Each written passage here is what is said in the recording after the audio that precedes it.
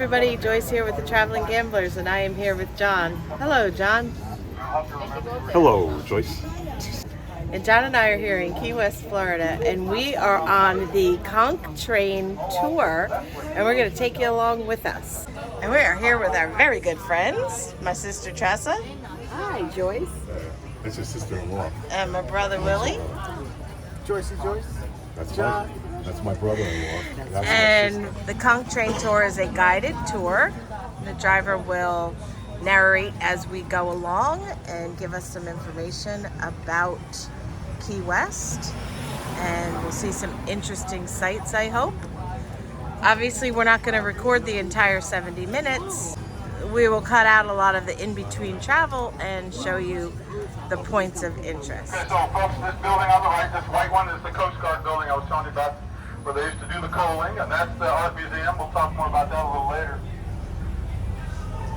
So we're going to go around the corner over here, and on the right-hand side, just up ahead of us, is the Mel Fisher Museum. You're going to see two cannons right here at the gate, right on my right. You see the cannons over there?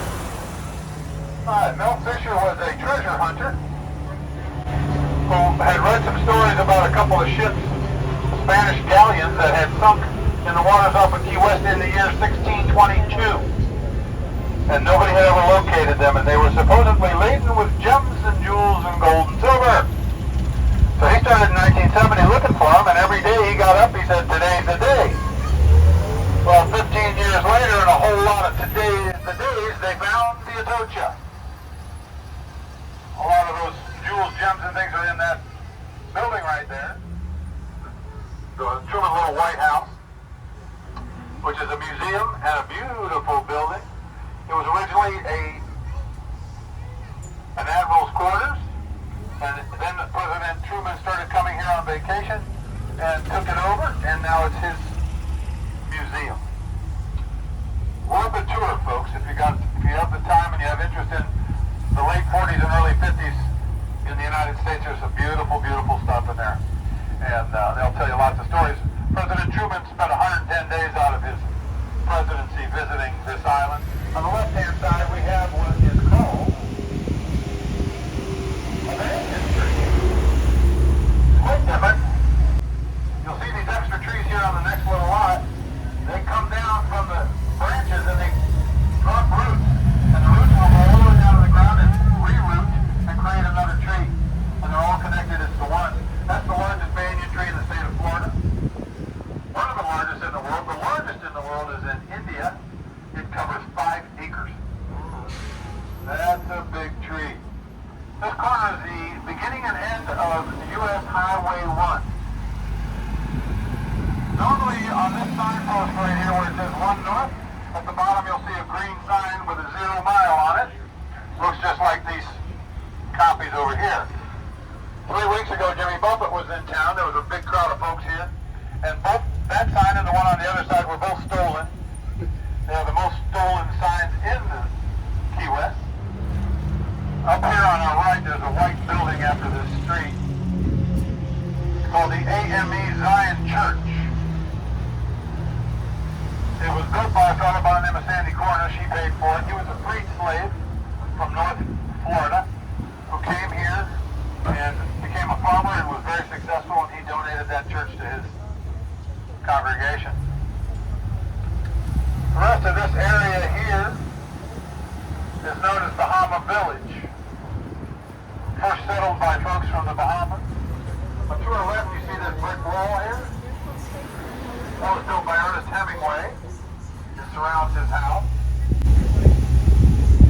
Where's your next stop? Down a block and over a block. So his house is right here. This was bought for him by his wife's uncle. This house, they have 50 or 60 polydactyl cats in there. They are 6-toed cats. They're very interesting. My daughter had one at one time. Most of them are descendants of his cat that was a polydactyl. I believe the first one brought to the island. Now this is the lighthouse here on our right. It's 88 steps to the top. You can go up there and you can have one heck of a view of this town. It's not an active lighthouse anymore. This is the lighthouse quarters for the two families that ran the Lighthouse. They shared a living room, dining room, and a kitchen, and the rest of the house was separate on each side for the two families. It took two families to keep it going for 24 hours. So this neighborhood we're coming up into